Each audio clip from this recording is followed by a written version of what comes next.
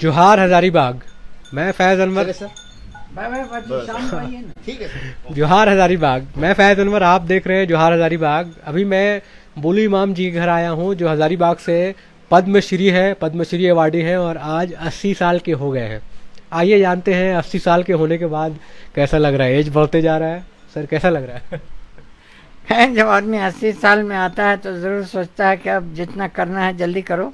हाँ, तो जरूर वैसा, मगर हम तो उम्र भर जल्दी ही जल्दी करते आ रहे हैं, जल्दी इसलिए बहुत काम हो चुका है। बिल्कुल। और जितना समय कम होगा तो जितना काम ज्यादा होगा। तो और अभी और भी एक्सपीरियंस गेन करना बाकी है कि सब सारा कुछ ले चुके नहीं, हैं? ऐसा आपको हम बताते हैं ना, जब खाना पक जाता है तो आदमी क्या करता है, उसको खाते हैं ना। हाँ, तो अब हम एंजॉय कर रहे हैं, खा रहे हैं उसका, मैंने जो फल हम इतना मेहनत से रोपे बनाए तो उसको चख रहे हैं। हाउएवर, ये बोलने के बाद में हमको ये भी तो बोलना होगा कि टाइम जैसा बदलता है, तो मेरा लाइफ में हम तो बहुत बदलते हुए समय देखे हैं।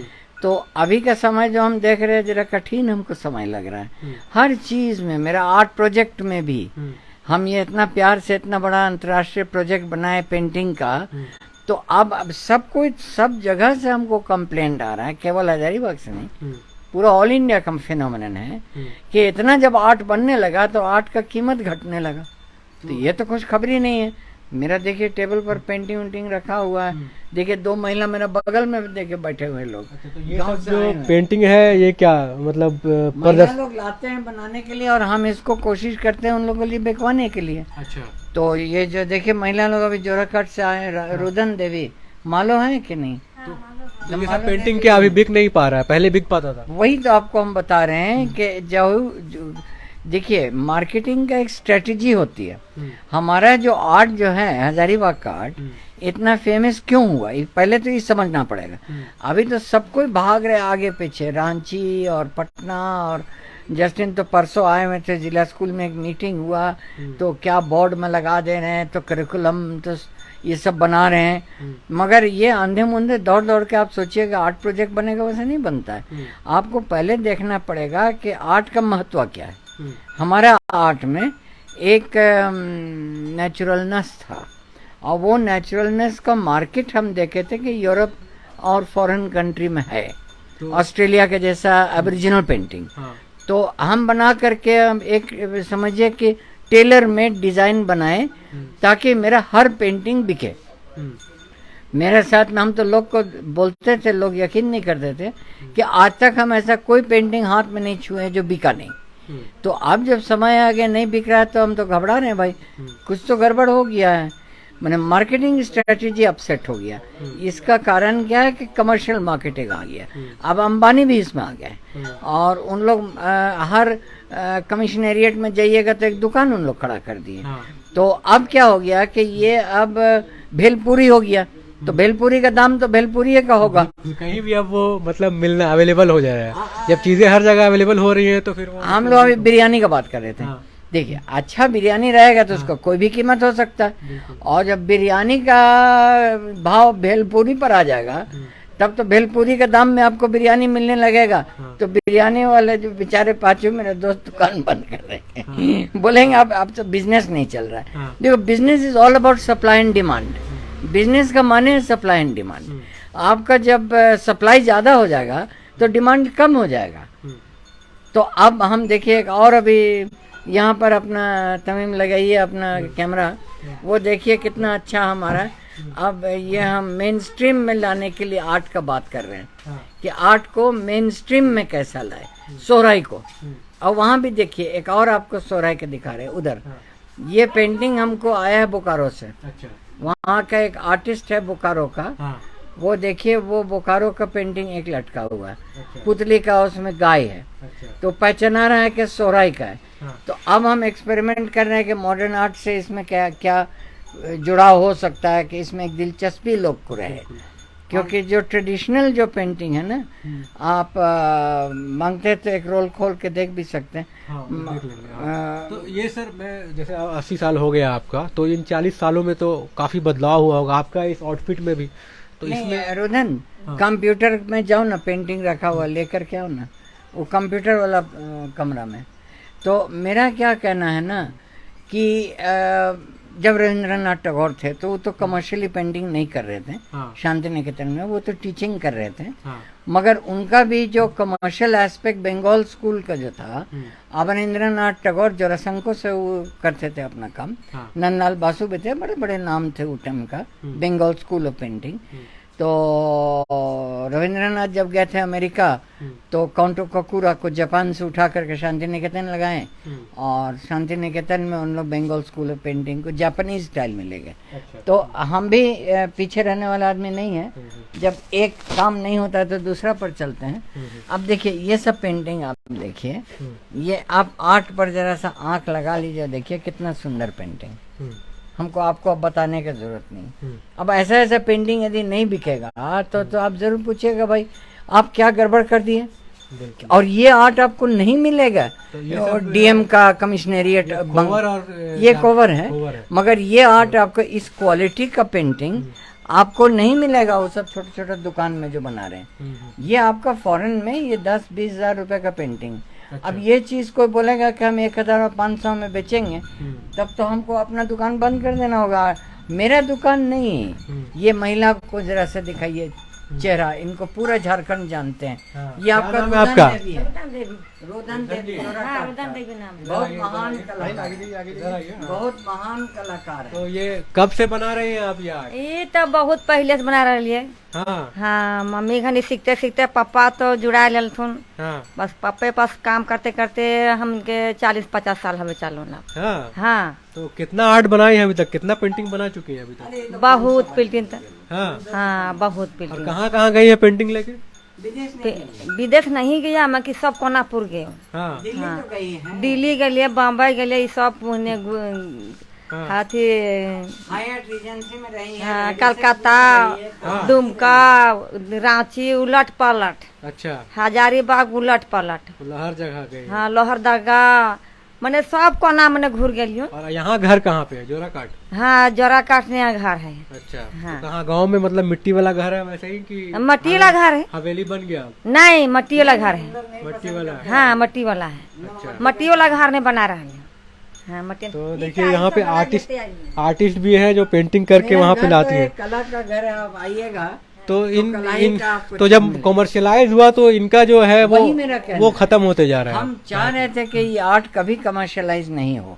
हम चाह रहे थे इसको मध्यम पथ पर ले जाने के लिए, कि जो हाई क्वालिटी का पेंटिंग है इसको डिस्क्रेशन के साथ में वैल्यू बढ़ाइए आस्ते आस्ते। और हम ही एक आदमी है जो इस आर्ट को अभी ऊंचा स्थल पर ले आए। आपको एक हम मैगजीन, जावेद एक मिनट हम अभी बताते हैं। तो मेरा आर्ट का काम तो पूरा झारखंड इंडिया सबको जानते हैं कि हम ही एक आदमी हैं जो आर्ट को लेकर के इंटरनेशनलाइज कर दिए। इंटरनेशनलाइज कर दिए माने कि जो आर्ट बिकता था 100, 200, 500 में, मेरा मैगजीन सब रखते हैं जहाँ पर वो गेस्ट का जो विजिटर्स बुक है उसका बगल में ऊपर में रखा हुआ है, जो दिल्ली से अभी जो मैगजीन आई है। तो मेरा कहना है कि हम ये आर्ट को लो वैल्यू से लेकर के हाई वैल्यू पर ले गए थे, मगर अब जो है नो वैल्यू हो गया। ये आर्ट का अब वैल्यू खत्म हो गया। जस्टिन हंसेंगे जरूर, मगर रो भी रहे थे कल परसों कि बिक नहीं रहा है। इनसे पूछिए ना, जस्टिन से पूछिए ना कि आपका आर्ट का वैल्यू क्या है।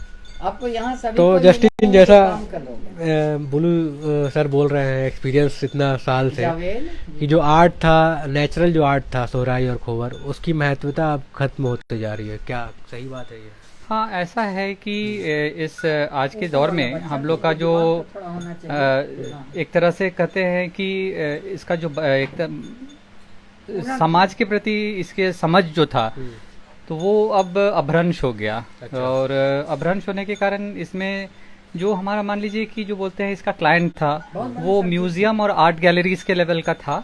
और अगर हम लोग उसका दूसरा टियर देखेंगे तो अपर मिडिल क्लास थे, जो क्रीम ऑफ द सोसाइटी होते थे, जो इंडिया में भी इसके लिए 15,000 रुपया खुशी से और शौक से देते थे, क्योंकि वो जानते थे कि अगर हम लोग एक 2/3 रख के 1/3 कलाकार को 5,000 भी दे रहे हैं, तो वो जेन्युइन था। और आर्ट का प्राइस 15-20 हजार होता है, उससे नीचे उन लोग लेंगे तो उन लोग की डिग्निटी में लगता है कि हम कुछ एक नॉर्मल कमोडिटी ले रहे हैं। तो मैंने अगर आपके गैलरी में कोई भी चीज़ अगर आप देखिएगा इंडिया में अगर वो एग्जिबिट होता है तो वो नॉर्मल है कि वो 15-20 से 35-45,000 तक जाता है। तो अगर हम लोग कंटेम्प्रेरी और मॉडर्न आर्ट में जो भी बाकी फाइन आर्ट्स के कला हमारे गैलरीज में प्रदर्शित होते हैं और उसी या उन गैलरीज में हमारा अगर जनजातीय या ट्राइबल आर्ट दर्शित होता है, तो हम लोग को कभी ऐसा नहीं सोचना चाहिए कि हम लोग उनके बराबर नहीं है, तो उनका सेम प्राइस हम लोग को भी मिलता है और ये मिलता था। लेकिन अब क्या हुआ है कि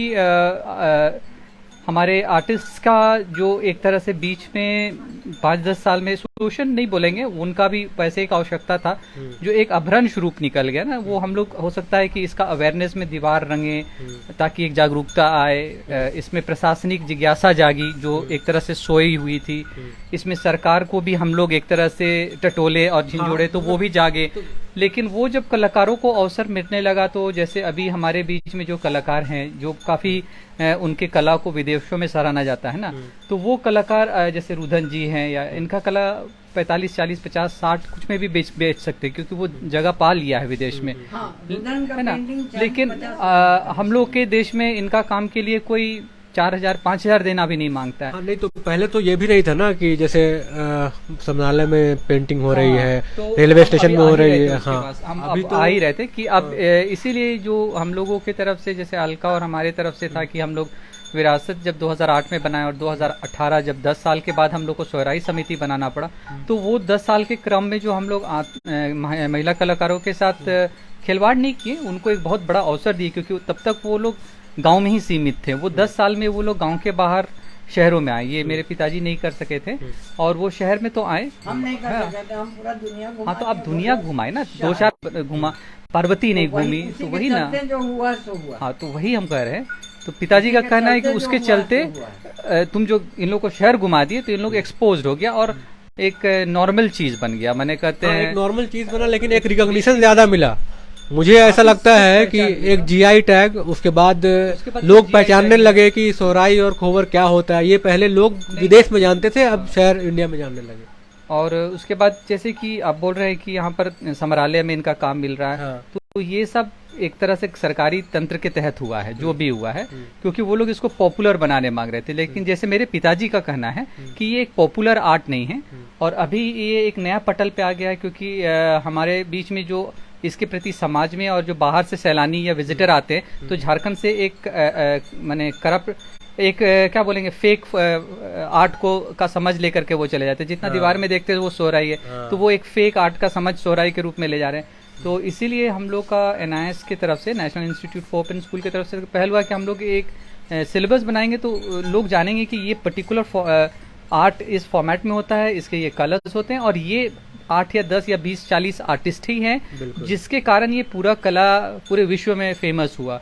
तो वो 10 आर्टिस्ट के प्रोफाइल हर बच्चा पढ़ेंगे ताकि वो लोग भी जानेंगे कि हाँ ये 20-30 आर्टिस्ट थे, उनके गांव थे, उनके हर आर्टिस्ट के ये अलग अलग कला शैली थे। जैसे पार्वती का कला किस तरह से पुतली की कला से अलग होता है, तो ये एक अब चूंकि स्टडी मटेरियल बन जाएगा, तो सरकार की तरफ से इसकी जो प्रकाशन होगी, जो सिलेबस क्रिएट होगा और वो सिलेबस में जो इसके बारे में बच्चे पढ़ेंगे, ये करीब 6 महीने का एक आर्ट कोर्स के रूप में, तो सर्टिफिकेशन कोर्स है, तो उसमें आपका कह सकते हैं कि बोर्ड की सर्टिफिकेट के बराबर का ये NIS का सर्टिफिकेट प्लस 6 मंथ एक वोकेशनल सर्टिफिकेट कोर्स रहेगा। तो ये 1 ईयर का को थोड़ा डिस्टर्ब कर रहा है, उसको हटाइए। तो ये अलग अलग हम तो देखते हैं कि सोहराई कोवर कला जो है ना, ये एक टीयर पर मैंने जैसे एक कैनपी जैसा होता है ना, तो पिताजी का एक अलग कैनपी है, फिर एक अलग कैनपी है, फिर एक अलग कैनपी है। हाँ, तो हम इसको कैनपी वाइज देखते हैं कि हम लोग 2 जनरेशन से बात कर रहे हैं। एक 80 साल के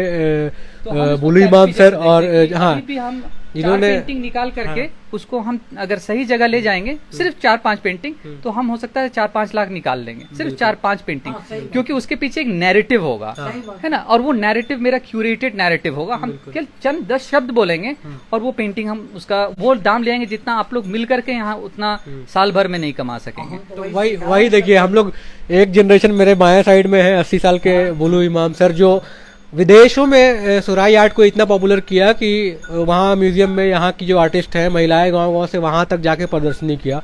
और एक जस्टिन इमाम है जो थॉट थोड़ा चेंजेस हुआ तो गांव की महिलाओं को शहर में लाया और शहर में लाके पूरे हजारीबाग में इतना पॉपुलर किया, झारखंड में इतना पॉपुलर किया कि जीआई टैग तक वहाँ मिला है। तो अब आप ही लोग देखिए कि सोराई आर्ट कहाँ से कहाँ तक पहुँचा है। अब मैं किसी को सही गलत नहीं बोल रहा हूँ या आर्ट की, हाँ मैं ये बोल रहा हूँ कि जो महत्वता है वो क्या खत्म हुई है, बढ़ी है या फिर क्या, उसका क्या रहा है। दर्शक दल को एक गुजारिश करेंगे, एक रिक्वेस्ट रहेगा कि आप अगर हमारे इस भारतवर्ष देश के नागरिक हैं और अगर किसी चीज़ों से आपको एक भारत होने का गर्व महसूस होता है, गर्वान्वित महसूस करते हैं किसी विदेशी के सामने में या किसी और बाहर के राज्य के सामने में, तो वो आपको कुछ चंद 3-4 बातों के लिए झारखंडी या होने का नहीं, लेकिन इस धरती से, इस जगह से होने का एक गर्व महसूस होगा। और उसमें एक हमारा सोहराई कला है, तो इसके प्रति थोड़ा संवेदनशील रहिए कि अगर हमारी महिला कलाकार जो कला बनाती है और अगर उसके लिए कुछ एक हम लोग दर तय किए हैं तो वो एक ऐसा मूल है जिसका आप मूल्यांकन ना करें और मोल मुलाव ना करें, क्योंकि अगर आपका वो मोल मुलाव करने लगेंगे तो फिर ये कला जो है एक बाजार का कला बन जाएगा। इसीलिए हम लोग का कला को कोशिश करते हैं कि या हमारी जो बिक्री होती है हम लोग कोई बाजार में, दिल्ली हाट में, जौहर क्राफ्ट, ट्राइब्स, यहाँ हम लोग नहीं करते। उनको अगर करना है तो वो लोग इसको एक मार्केट में लाते हैं और उनका क्लाइंट 500, 1000, 1500 रुपए का चीज खोजता है। लेकिन हम लोगों का मार्केटिंग, खास करके मेरे पिताजी का मार्केटिंग या मेरा मार्केटिंग जो है, हम लोग कोशिश करते हैं कि अगर कोई हमारा सोहराई या कोवर कला लेता है तो वो उसको एक हमारे इनक्रेडिबल इंडिया के तहत जो बोलते हैं एक इनवैल्यूएबल ट्रेजर के रूप में देखे कि अगर हम कोई चीज के लिए 15,000 रुपया दे रहे हैं, हो सकता है उसका केवल 1/3 कलाकार के पास जा रहा है, हो सकता है हमारा पॉकेट का बहुत बड़ा हिस्सा गिर जा रहा है, हम और 2-4 चीज नहीं कर सकते, लेकिन हमारे घर में एक ट्रेजर आ रहा है, एक सहनान आ रहा है। ये गांव का पेंटिंग। हाँ, तो देखिए ये दिखा रहे हैं, तो 80 सालों में देखिए यही बदला है। हम आपको यही दिखा रहे हैं कैसे ये गांव का पेंटिंग है। अब हम नहीं कोई को बड़ा छोटा कर रहे हैं, मगर हम गांव का पेंटिंग के बाद में आपको एक पेंटिंग दिखावेंगे जो इटली में बन रहा है। आपको चीज वही लग रहा होगा, आर्ट वही है। वो जो गांव का जो पेंटिंग है वो महिला लोग का कमाई होगा 200-300 रुपया दिन। ये सबसे पहले पुतली गांजू जब आई थी तो ऐसा बनाती थी, और यही पुतली गांजू जब आगे ट्रेन हो गई तो ऐसा बनाने लगे। ठहरी पुतली गांजू का ये पुतली गांजू देखिए, पहले ऐसा बनाते थे और अब देखिए पुतली गांजू ऐसा बनाते हैं। फ्रांस में, इटली में, जर्मनी में, स्विट्जरलैंड में, इंग्लैंड में, आप कहीं भी बोलिए, ऑस्ट्रेलिया में पुतली गांजू सब जगह काम की है और ये स्टैंडर्ड पर आ गई। अब ये पेंटिंग जो है एक ग्रामीण महिला का बनाया हुआ, जो अभी भी आप 250 रुपये लेबर का रेट में ही बनवा लेंगे, मगर विदेश में हमारे साथ काम करने के बाद में उनका स्टैंडर्ड आप यहाँ देख लीजिए। आप कुछ आपको फर्क पता चलता होगा, बिल्कुल हाँ। है ना। अब ये पेंटिंग में आपको ये बनवाने चाहेगा कोई विदेश में तो 1-1.5 करोड़ रुपया तो लग ही जाएगा, क्योंकि आपको आर्टिस्ट को ले जाना पड़ेगा, 3-4 आर्टिस्ट लोग को रखना पड़ेगा, खिलाना पिलाना, घुमाना, वापस लाना। आर्टिस्ट को 1 लाख तो जरूर दीजिएगा विदेश जाएगी तो हम ठीक ही बोल रहे हैं कि इस स्टैंडर्ड पर लाने के लिए कोई फॉरेन पेंटिंग का 1 करोड़ रुपया आपको लग जाएगा।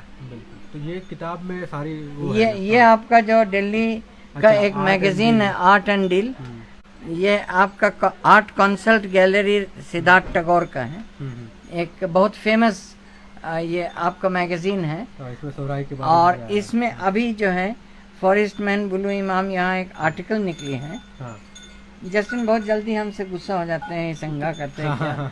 कोई बात नहीं। ये जो है उन लोग मेरा ऊपर में एक आर्टिकल बना है पद्मश्री ना, तो अब मेरा क्या कहना है ना कि आप देखिए कितना परिश्रम से, और जस्टिन हमको बहुत मदद किया, अलका हमको मदद की, मेरा फैमिली, मेरा वाइफ फिलोमिना तो सबसे ज़्यादा हमको मदद की है, मगर उन लोग जो है हमारा बात सुनते सुनते आस्ते आस्ते ये आर्ट को देखिए।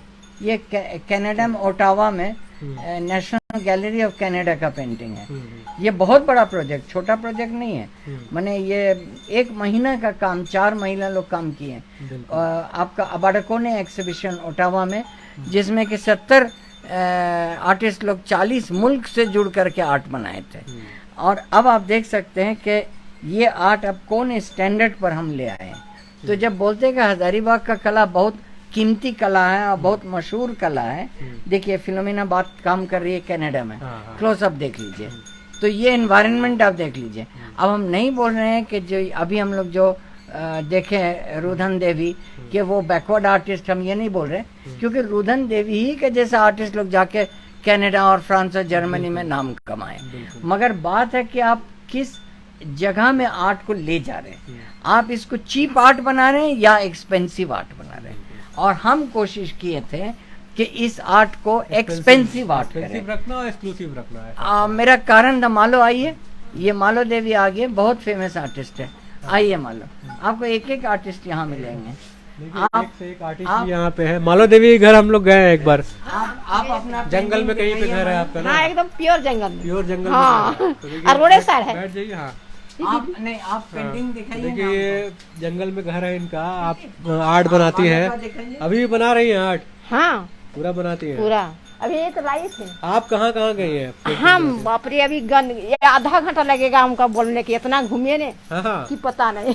मानो तो पूरा इंडिया घूम, पूरा इंडिया, हाँ, पूरा इंडिया घूम। पूरा इंडिया घूमे भैया। यार देखिए, ये पापा दिए थे बनाने के लिए। छोटा वाला सब हटाओ। हाँ, बड़ा बड़ा रुका, ये देखिए। रुदन, आपका अच्छा लग रहा है कि नहीं? हाँ, आर्ट तो हम लोग पहले देख चुके हैं। मतलब ये पता नहीं था कि ये आप लोग ही बना रहे हैं अपने से और अपना इमेजिनेशन से बनाती है। ये देखिए, आपको हम आर्ट दिखा रहे हैं जो फॉरेन मार्केट में, ये आपको हम पेंटिंग दिखा रहे हैं 50,000 रुपीज। ये देखिए, बाग है भैया।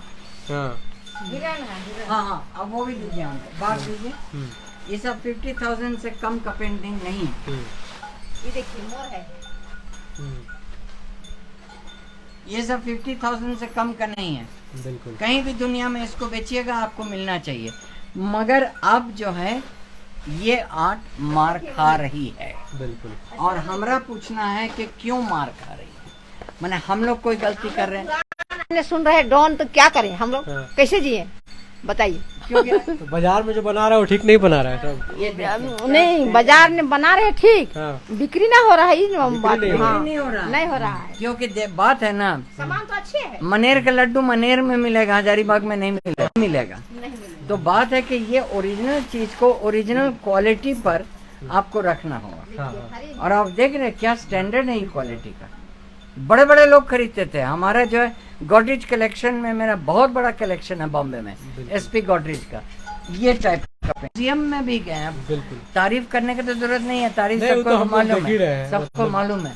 बात काफी है कि दिनों से, क्या हाँ। था और क्या है, और केवल हम नहीं बोल रहे हैं, आर्टिस्ट लोग बोल रहे हैं, बिक नहीं रहा है। अब इनका आर्ट हम लोग नहीं बेच सकेंगे तो इनको हम पैसा कैसे दे सकेंगे? और इनको पूछिए कि ये सब पेंटिंग के लिए। हाँ, तो बस यही है। अब 80 साल में हम लोग आए थे। आपको मैसेज मिल हाँ, गया? एक और मैसेज जाते जाते आखिरी में, अगर कोई ऐसा मैसेज है हजारीबाग वासियों को आप देना चाहते हैं, 80 साल हो गया है तो आर्ट से रिलेटेड ही है सब। नहीं, हमारा तो मैसेज यही है कि आप जो काम जानते हैं करने के लिए आर्ट में, उसको महत्व पूरा दीजिए और उसको जो है सस्ता मत कीजिए। सस्ता और महंगा का सवाल नहीं है। उसको हम सस्ता को खर्च कर रहे हैं इंग्लिश लैंग्वेज में, डोंट चीप में। चीप का माने सस्ता पैसा में नहीं, चीप माने उसका मानवता में सस्ता कर रहे हैं। इंग्लिश लैंग्वेज और हिंदी का यही फर्क है कि हिंदी में आप जब बोलते हैं ना कोई चीज सस्ता हो गया है, हाँ। तो इंग्लिश में जब बोलते हैं सस्ता हो गया तो माने अलग है। इंग्लिश में सस्ता का माने नहीं दाम कम हुआ, हाँ। इसका माने वो कॉमन प्लेस हो गया, कॉमन हो गया, है ना। तो इसको एक्सक्लूसिव हम चाहते हैं कि रखे। और जो गवर्नमेंट कर रहे हैं और जो लोग कर रहे हैं और मीटिंग कर रहे हैं, बहुत अच्छा। हमको कभी कभी इनवाइट करते हैं मगर हम जाते नहीं, क्योंकि हम इस सब में इन्वॉल्व नहीं होने चाहते। हम अच्छा काम कर चुके हैं, हम चाहते हैं हमको वही लोग याद करें। बिल्कुल। तो देखिए हाँ काम के पापा जिंदा रख रहे हैं। ये जानते बिल्कुल, हैं हाँ 80 सालों तक जिंदा रखा और आगे भी इस काम को जिंदा रखने की उम्मीद रखते हैं। और अच्छा, दिखाइए, दिखा रहे हैं आप। आज इस शुभ दिन में इनसे बहुत सारे आर्टिस्ट जो है मिलने आए हैं हाँ और काफी अच्छा वक्त बिता रहे हैं। हाँ, मालो का और उधन का ये सब टाइगर और बहुत फेमस है। जो पूरा आर्ट बना विदेश है में पहले लोग का बोलते आर्ट हैं, है उसको जी रहे हैं। मैन हाँ टाइगर। बिल्कुल हम कोई को छोटा नहीं कर रहे हैं, मगर हम नहीं चाहते हैं कि ये आर्ट को छोटा किया जाए, बिल्कुल। ये आर्ट को बड़ा ही रखना है। तो देखिए किस तरह से 80 साल में भी बोलू इमाम सर अभी भी चाहते हैं, पद्मश्री है अभी भी चाहते हैं कि आर्ट को और बड़ा रखा जाए। और बहुत- जैसा था वैसे रखा जाए। बिल्कुल। और यदि बदलना होगा तो तमीम को हम दिखा दिए हैं कि हम आपको मॉडर्न आर्ट का रास्ता दिखा रहे हैं। बिल्कुल, हम आपको अगर बदलना है तो ये तरीका है बदलने का, वैसे बदला जाए। देखिए, हम आगे सोचने वाले हाँ। आदमी, हम रुकने वाले आदमी नहीं है। बिल्कुल यदि गाड़ी 2 चक्का पर चलेगा तो हम ही बोलेंगे 2 चक्का की गाड़ी बनाइए। बिल्कुल। हाँ, हम पीछे रहने वाले नहीं है। बहुत बहुत धन्यवाद। हम बात कर रहे थे पद्मश्री बोलू इमाम से। अच्छा हुआ धन्यवाद हम लोग- धन्यवाद। मालो और रुदन को धन्यवाद। आप लोगों को भी बहुत आपको धन्यवाद। नसीब में था सब मिले। आपको हाँ, बहुत अच्छा। लेकिन वो हाँ, ये देखिए हाथ के बनावल 30-35 साल हमें चला गई सब काम में, और हमें काम नहीं मिल रहा। 30 साल तो ठीक ही बोल रहे हैं। 1990 और देखिए हाथी है